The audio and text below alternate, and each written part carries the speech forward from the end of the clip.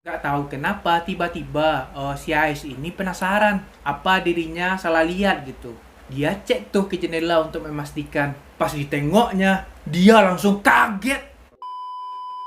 Assalamualaikum kawan-kawan semua. Terima kasih buat kawan-kawan yang telah mengklik video ini dan selamat datang pada segmen Mirror Misteri dan Horror.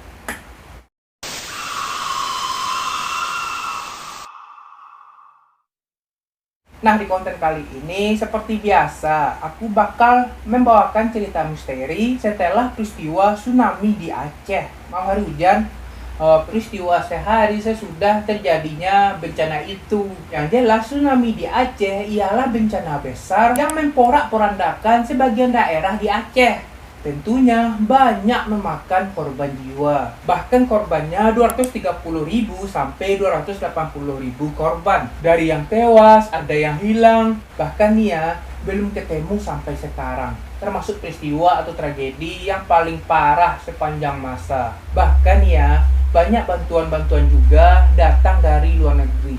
Tapi kali ini kita nggak bakal membahas seputar tsunami, melainkan kisah misteri yang aku dapat ini. Mungkin ini bakal membuka luka lama bagi warga Aceh yang nonton. Ya tinggal di skip aja sih. Nah, tanpa basa-basi lagi, kita masuk ke kisahnya. 3, 2, 1, cek tidak.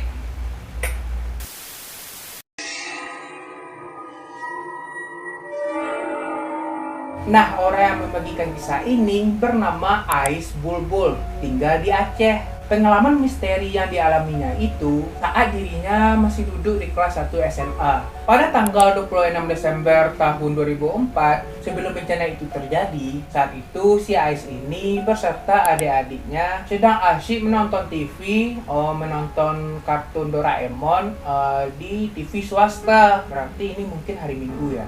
Sedangkan ibunya sudah berangkat kerja kurang lebih sekitar jam 8 pagi. Lalu Ais dan adik-adiknya itu dikejutkan dengan guncangan yang kuat kali, yang membuat rumah serta perabotan bergoyang hebat. Spontan saja mereka ini berhamburanlah keluar rumah. Masyarakat sudah berhamburan juga, berserta sanak keluarga mereka masing-masing. Saking takutnya ada yang menangis histeris dan ada juga yang menyebut asma-asma Allah. Gempa itu berlangsung beberapa menit gitu.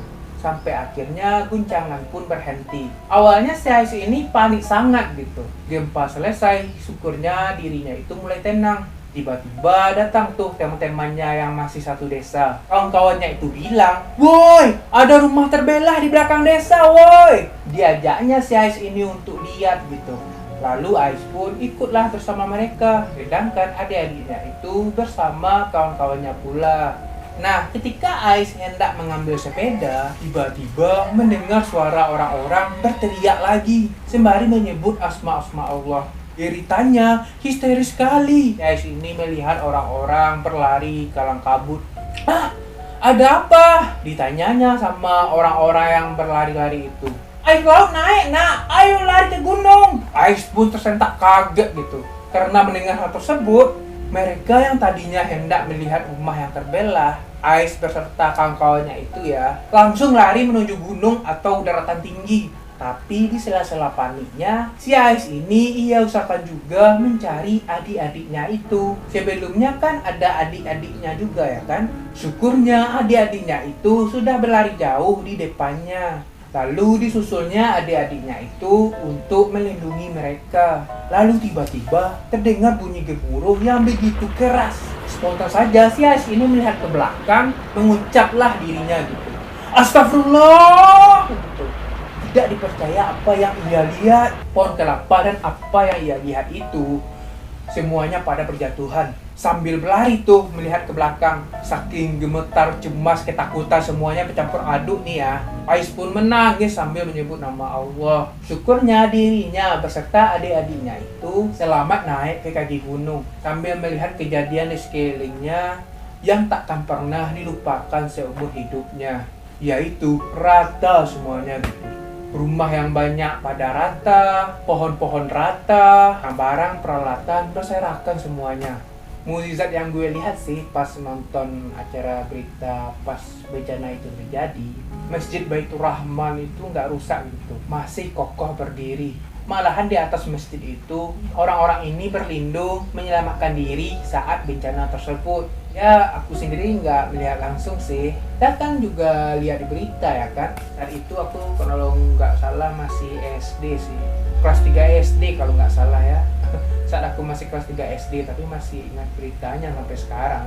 Nah, masih pada hari yang sama, tanggal 26 Desember tahun 2004, kan si Ais berserta orang-orang kampungnya yang berhasil menyelamatkan diri itu, syukurnya keadaan selamat ya kan di kaki gunung itu. Nah, kurang lebih sekitar jam 4 sore, air laut yang menerjang wilayah itu pun surut gitu. Dan mereka-mereka ini diajak turun gunung nih oleh orang-orang dewasa untuk mencari korban yang selamat. Alangkah terkejutnya mereka-mereka ini melihat desa mereka porak-poranda semua dan mayat-mayat berserakan di mana-mana. Lalu bergotong royonglah mereka-mereka itu mengangkat mayat-mayat itu dan memindahkannya ke musola terdekat. Yang kebetulan musola ini kerusakannya tidak terlalu parah lah. Sampai akhirnya pencarian pun dihentikan karena sebagian mayat tidak bisa dipindahkan, yaitu karena tertimbun bangunan yang roboh. Akhirnya malam pun tiba. Malam di mana yang nggak akan pernah Ais lupakan seumur hidupnya hingga sekarang. Nah ceritanya, Ais beserta sejumlah pemuda sepakat untuk menjaga mayat-mayat yang ada di musola agar tidak dimakan binatang buas. Takutnya nanti bisa jadi masih ada binatang buas setelah tsunami itu terjadi gitu. Ya karena sambil berjaga pula ya kan. Akhirnya mereka pun menyalakan api unggun sebagai penerangan karena listrik pada saat itu mati total, mati semuanya gitu. Ya sebagai mengurangi rasa takutnya mereka lah gitu. Mereka ini mengobrol-ngobrol tuh sambil mengambil bongkahan kayu untuk api unggun ini. Sambil mengunggun ini tiba-tiba dari kejauhan mereka ini mendengar suara orang menangis, berteriak minta tolong. Karena mendengar hal tersebut, mereka ini saling bertatapan gitu. Apa mungkin masih ada orang yang selamat di antara reruntuhan itu? Atau jangan-jangan nih ya, mereka pun menepis pikiran itu dengan membaca Yasin dan berdoa. Tapi suara yang tadinya jauh jadi terasa dekat di sekitar mereka. Karena udah gak nyaman, udah merinding ya kan. Kita masuk ke musola semuanya, ajakan Pak Agus. Pak Agus ini salah satu sesepuh desa di sana. Udah di dalam musola nih. Suara yang mereka dengar tadi, suara tangis minta tolong atau suara teriakan-teriakan itu tak ada lagi terdengar pas mereka udah di dalam musola. Sebenarnya si Ais sendiri juga nggak mau masuk ke dalam musola, yaitu karena di dalamnya banyak mayat. Dan mayat-mayat ini cuma ditutupi mukanya saja, sedangkan sebagian tubuhnya masih kelihatan karena kekurangan kain kali ya. Saking banyaknya mayat ini, malam pun semakin larut. Sebagian daripada mereka sudah pada tidur karena kecapean ya kan. Hanya beberapa yang masih terjaga, termasuk si Ais ini, karena dirinya itu masih cemas gitu. Takutnya nanti ya terjadi gempa susulan. Nah, si Ais ini kan masih dalam keadaan terjaga. Tiba-tiba dirinya itu melihat dua sosok sedang berjalan melewati jendela musola. Tidak begitu jelas terlihat karena lampu mati jadinya gelap gitu. Dan hanya diterangi cahaya api unggun yang berada di luar musola itu. Jadi apinya itu masih nyala gitu, masih ada, masih hidup gitu. Si Ais ini penasaran ya kan, karena kan semua orang udah masuk ke dalam musola. Ditanyalah ke kawannya yang masih terbangun. Kita sebut saja Afdal. Afdal, lo lihat tadi nggak ada yang lewat situ? Aku nggak lihat apa-apa, sambil mengeleng-elengkan kepalanya si Afdal ini. Nggak tahu kenapa tiba-tiba si Ais ini penasaran apa dirinya salah lihat gitu. Dia cek tuh ke jendela untuk memastikan. Kan keadaannya sama-samar gitu ya kan. Pas ditengoknya, dia langsung kaget. Tahu nggak apa yang dia lihat? Si Ais ini melihat ada sosok bapak-bapak tanpa lengan yang langsung menengok ke arahnya. Spontan si Ais pun berteriak sekuat tenaga, hingga membuat kawan-kawannya yang sudah tertidur terbangun lagi dan bertanya, "Kamu kenapa? Ada apa?" gitu. Dijawabnya sama si Ais ini, "Ada bapak-bapak tanpa lengan di luar jendela. Si Ais ini berkeringat dingin tuh sambil ngejawab, padahal musola itu mereka doang serta mayat-mayat itu. Lalu bapak tempalengan itu siapa? Di situ ada Bapak Adin namanya, mengingatkan si Ais ini untuk istighfar dan berdoa. Tapi badan kakinya gemeteran karena rasa takut sangat gara-gara kejadian itu. Nah, selang beberapa waktu, mereka ini merasakan guncangan lagi. Gempa susulan tapi tidak terlalu kuat seperti sebelumnya. Karena khawatir musola roboh ya kan. Akhirnya mereka ini keluar. Gempa ini masih belum berhenti tuh. Mereka pun memutuskan untuk kembali ke gunung. Takutnya nanti terjadi tsunami susulan lagi. Nah, mereka ini kan sambil berlari tuh menuju gunung itu.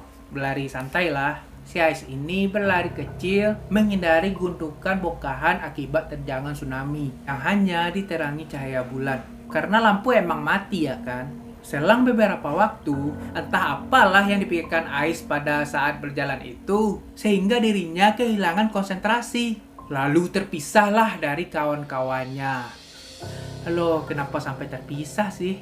Si Ais ini baru tersadar setelah dirinya itu tak mendengar suara langkah kaki dan gak ada bayangan dari kawan-kawannya itu. Tinggallah si Ais ini sendirian di tengah gelapnya malam. Ais pun ketakutan ya kan. Sontak saja Ais berteriak meminta pertolongan. Siapa tahu kawan-kawannya itu mendengar lalu menghampirinya gitu. Sekian dirinya memanggil teman-temannya sambil berteriak, tapi tetap gak ada. Si Ais pun menangis sambil mengucapkan lafaz Allah. La ilaha illallah, katanya berkali-kali. Lalu saat Ais ini ada melihat sosok bayangan yang berjalan ke arahnya, Ais ini merasa sedikit tenang gitu. Karena ia berpikir mungkin itu teman-temannya. Tapi spontan saja bulu kuduknya berdiri. Langsung berdiri tuh bulu kuduknya. Karena ternyata itu bukan kawan-kawannya, melainkan sosok ibu-ibu yang menangis sambil mencari anaknya. Anakku, di mana kamu nak? Kata sosok ibu itu. Badannya si Ais hampir tak bisa digerakkan sedikit pun. Kayak kaku gitu saking merindingnya. Sambil baca basmalah, Ais pun berlari ke arah mobil truk gendeng yang posisinya memang tidak terlalu jauh dari tempat si Ais. Ais pun naik ya kan, dan duduk di belakang truk sambil menyebut nama-nama Allah. Tapi suara sosok ibu yang mencari anaknya itu tidak hilang juga. Masih terdengar nih suara sosok ibu-ibu yang mencari anaknya itu. Suara-suara itu bukan malah berkurang, malahan bertambah banyak. Ada suara jeritan dan suara tangisan di mana-mana. Badannya terasa berat kali dan kepalanya itu pusing karena si Ais ini nggak kuat lagi nih ya. Lalu pada akhirnya si Ais pun pingsan. Nah, singkat cerita, keesokan harinya saat udah tersadar, Ais ini mendengar kabar duka bahwa ibunya tak selamat. Lalu jenazah ibunya itu dimakamkan bersama 18 jenazah yang juga berasal dari desa yang sama. Caption dari kisah ini kalian tahu, yaitunya tertulis di akhir caption ini ya. Di akhir cerita itu yang aku baca itu tertulis selamat jalan bunda. Sedih sih, tapi mungkin karena pembawaanku jadinya nggak sedih ya kan. Nah, sekian konten kali ini. Gimana pendapat kawan-kawan semua? Jangan lupa komen, oke? Sebenarnya banyak sih kejadian misteri setelah bencana terjadi gitu.